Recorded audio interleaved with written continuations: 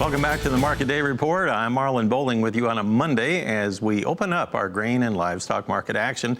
And let's take a look at the corn market here momentarily to see what the futures trade is doing.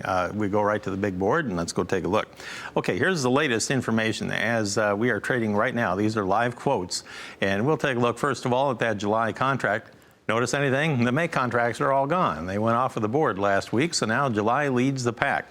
And we're not starting out the greatest here from the producer's perspective right now. We're down 3 cents right now at 3.87 3/4 per bushel. New crop December down 3.5 at 3.94 3/4. Now, there is a footnote here. Overnight, USDA said we sold 128,000 tons of corn to South Korea for the current marketing year. You would think that would offer a little more help to the market, but it's going lower anyway this morning. Interesting. Now, remember, we get our crop progress report later on today at 3 p.m. Central Daylight Time, so they'll give a good estimate on corn planting progress. A quick peek at our soybean trade right now. We'll look at July 1st, and right now July is trading at 10.61 per bushel. That is down 3.5 cents. Let's go to the phone, bring in Dewey Strickler. He's with AgWatch Market Advisors in Franklin, Kentucky. And Dewey, a weaker start here on the corn and soybean trade. Were you expecting that or not? Well, I'm not too terribly surprised here. You know, quite frequently, unless something comes out over the weekend, you usually get a little bit of a slow start here on Monday morning. So tell me about the conditions around your part of the country there. I have noticed in parts of Tennessee, I was driving around over the weekend, and I think I saw corn probably about 10 inches tall. It looks terrific so far. Wondered what you're hearing from your clients. Well, we're looking at pretty much the same situation. In the area that I'm located, we are almost 5 inches deficit in moisture here. But the thing is, the rains we've gotten have come at the most opportune times, and the corn is really growing like a weed. All right, so we're going to get our crop progress report and a condition report later on this afternoon from USDA. If you had to venture a guess, where do you think that corn planting progress will come in? Probably around 70%. Okay. How about soybeans? I would say close to 40. 40. Okay. That's pretty good progress, isn't it? Yeah, it's pretty good, but we've had some decent weather in several locations here. And, of course, the producers, they can get the crop in the ground pretty quick.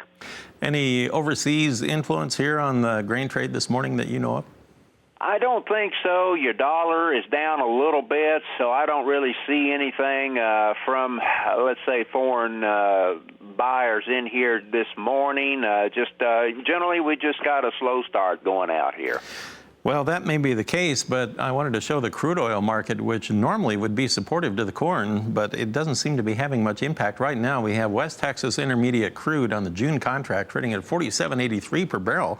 My goodness, Dewey, that's up $1.62 in value, and it's only one tick off our high of the session so far. We're over $1.50 off our low right now. Is that concerning or not? I don't think it's real concerning. I've seen many times, you know, the corn market and bean market to an extent will follow crude higher here. And then also, too, I've seen when they just don't seem to have any correlation, and today just seems to be one of those days. Well, the wheat market seems to be opening under pressure as well today. We'll take a look at Chicago wheat here first. And right now, we have that July contract down 6 1/4 at 468.5, just one tick from our low of the session so far. Looking at Kansas City wheat, here we have July now trading 7 1/4 lower at 448 3/4. Minneapolis spring wheat is trading on July down 2 at 533.5.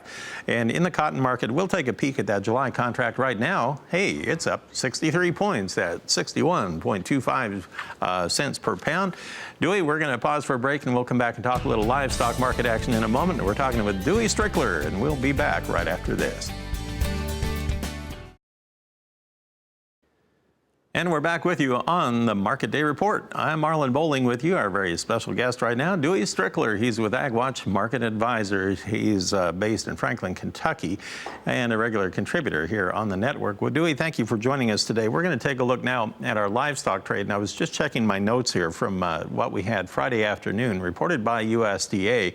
That would be our beef cutout values and phenomenal gains. In the choice cuts, we were up $4.10 in value. Once again, that put the average price at $218.56 on the choice cuts.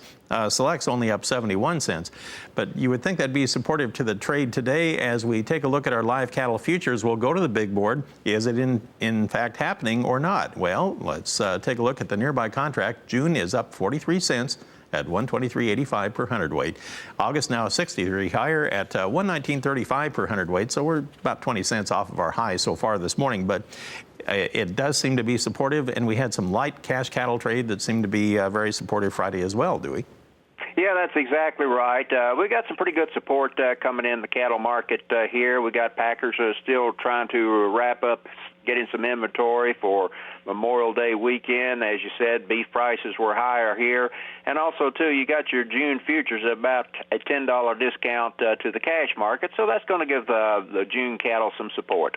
So what was going on Friday? We had the June live cattle actually going about 80 cents higher, and if I remember right, August was actually down about 15 last Friday, and all the deferreds were a little bit lower. Why did the June trade higher all by itself?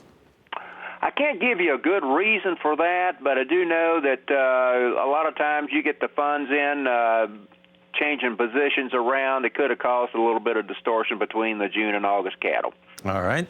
Well, let's take a look at the feeder cattle trade here so far on the futures board. We have the May contract up $1.83. Big moves in the feeder cattle here so far today. August now up $1.80 at 148.05. Still a $0.50 off of our high of the session. September now 2.03 higher at 146.25 per hundredweight. Switching over to the lean hog trade. Now here on the futures, we have June currently 25 lower at 81.70 so far. July at 82.18 per hundredweight would be down 37 cents. August down 34. Now, if you look at a lean hog chart, how much does that concern you with a downward momentum today? It appeared that it's kind of taken a correction here. Yeah, I think we're just seeing a dead cat bounce off of last week's lows here. I think the thing that's going to haunt the pork or hog market is looking at increased pork production. Also, you do have June hogs about a $6 premium to cash. Normally, they're about $4. I could see the June hogs going down below last week's lows, maybe going down to 80.5 or maybe around 80. Do you know what the packers are bidding today yet? I haven't heard. All right. Now, we had the pork carcass cutout values reported by USDA last week. They seem to be under a little bit of pressure on the carcasses. They lost 63 cents on the average price at $82.50. So that kind of took away a little bit of support there, too. But long term, are you still thinking that maybe the hog trade is in an uptrend yet? I think, of course, it is still in an uptrend, but I think, when you look at some of the shorter and intermediate term trends, they are pointed down, and I think the hog market has got some weight under it here, and we're going to be looking at taking a break. All right, Dewey, as always, thanks for joining us today. Always good to hear from you with your insight into the markets. Dewey Strickler with AgWatch Market Advisors in Franklin, Kentucky. Great resource for market info. So cattle off to a pretty decent start on a Monday. A nice change of pace from what we saw in the feeders last week.